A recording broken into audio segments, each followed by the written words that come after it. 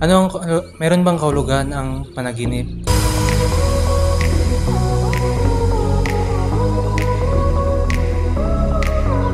So what's going on, Reaper? So welcome back to another video. At ngayong araw na ito ay meron tayong gagawin na kakaibang video ngayon na approach, no? Pero ngayon po, hindi po ako mag-isa at ipapakilala natin sila ngayong araw na ito. So without further ado, my name is Det Nigel and I am a third year psychology student. Hello, bago pong face dito, ako po pala si Francis Ander Gabera, third year psychology student din. Good afternoon everyone. I'm John Fitz Rosardo, ABL student. So as you can see, ladies and gentlemen, dalawa po kaming psych dito at meron po tayong isa na hindi po psych. Because in this video, meron tayong panibagong segment. And that is, itanong mo sa psych student!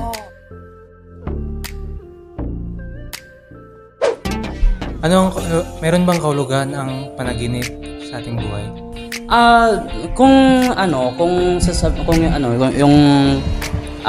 If ever nga sinasabi yan sa akin one day ng maging therapist ako one day, no, tapos sabihin ako niya ng patient ko, yung masasabi ko is may mga kahulugan talaga naman yung atin mga dreams or nightmares kasi yung brain natin complex, diba, sa kahit yung mga synapses natin. So baka like all theories nga yung popular din sa dreams and nightmares is nga yung sometimes ang brain mo yung ina-cycle niya yung everyday na phenomena. Depende talaga sa theory. Yung mention nga lang ni Francis is that meron kasi kami tinatawag sa psychology ng iba't ibang theory. Meron sa theory ni Freud, meron sa theory ni Karen Horney, right? So ano siya, ni Melanie Klein rather. So pati kay Carl Jung, iba rin yung ni Carl Jung when it comes to the dream. So as you can see, iba-iba kasi yung interpretation ng dream eh. So it really depends on the theory. But to answer it, yes, meron siyang kahulugan. Meron siyang kahulugan, depende sa thought. Meron siyang kahulugan, depende rin sa tumitingin na perspective.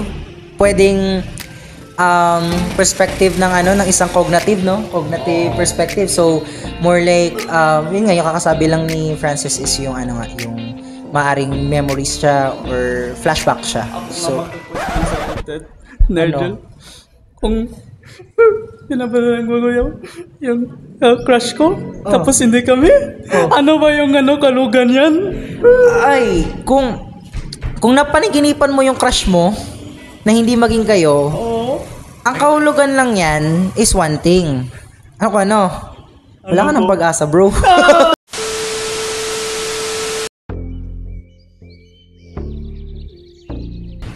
Ang mga tao sa ating paligid, malaki ba ang epekto nito sa ating personalidad? Great question, Fritz. Great question. Okay. So, ikaw, Francis, yung mga tao bara sa kapaligiran mo. No, Hello. Ako po yung ako dito yung guest. Ikaw dapat mauna. Okay, sige. Ako maula. Okay. After ko, ikaw, ha? Okay, sige. Okay, yung mga tao ba sa paligid natin is naka-apekto ba ito sa personality mo? My answer is yes, actually, yes. Because one of the important factor when creating a personality is your environment talaga. And malalaman mo ito sa subject ng theories of personality.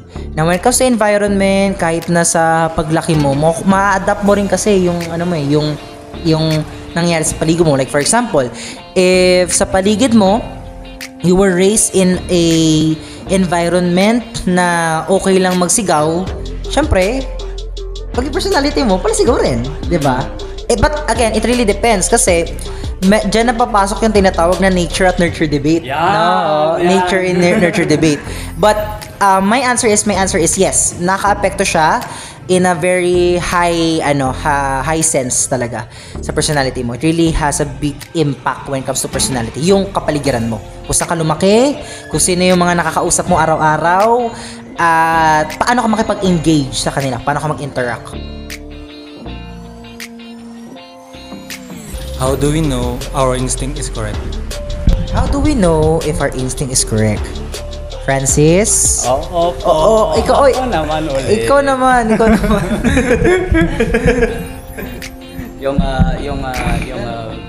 yung very simple na answer is, baby, I'm praying on you tonight. Hunt you down, eat you alive, just like animals. Just like animals. Just like animals.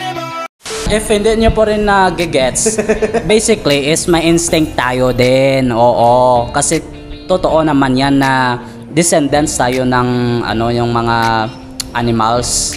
Alongside tayo hindi alongside, pero kundi nag-evolve tayo with sa mga hominids natin. Kung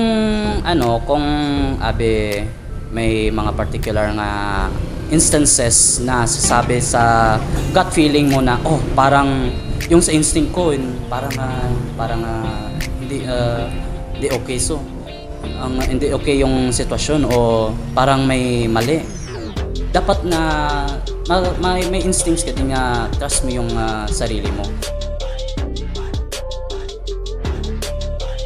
How do we manage our emotion? To put it simply is what you call sense of propriety. Kumbaga, when say sense of propriety is nasa tamang lugar ka ba para mag-emotional? Kailangan mong i-check yun eh. Kailangan maging self-aware ka. Yun ang pinakamaganda rin, no? Na answer, self-aware. So, in order to manage your emotion properly, you have to be first self-aware about your surrounding, if tama ba yung lugar na mag-emotional ka.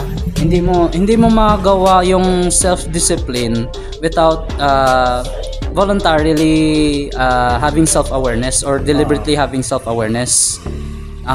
Kasi kung hindi mo naman nakita na may may mga ganito ka palang mga outburst, hindi mo naman malaman na yan pala yung yung aking emotions. Dapat mag-find ako ng mga techniques or mga coping mechanisms para nga output ng aking emotions, para nga maging cool down tayo. Kapag kulang tayo sa tulog, may epekto ba to sa ating katawan?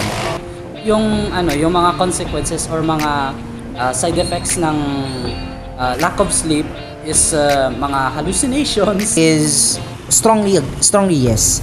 Not only physically but also mentally, na pwede ka magkaroon ng mga hallucinations na or di kaya pwede rin masira yung utak mo. Pwede ka magkaroon ng mga memory loss, personality changes kapag kulang ka sa tulog. So very important po ang pagtulog.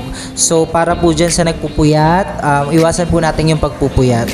Dahil by the end of the day, napaka-importante po yung sleeping. And ang pinaka mahalaga pong sleeping hours is 8 hours at least po, no? Minimum po yun. You can go more, but wag naman 24 hours kang tulog. Malala na yun.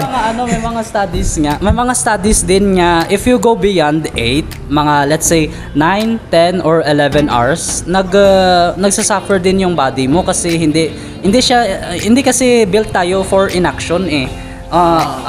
Tayo dapat maging at least flexible, na dapat kung sana nga yung katawan mo at least walk for like 30 to 40 minutes. Yan yung minimum kasi eh.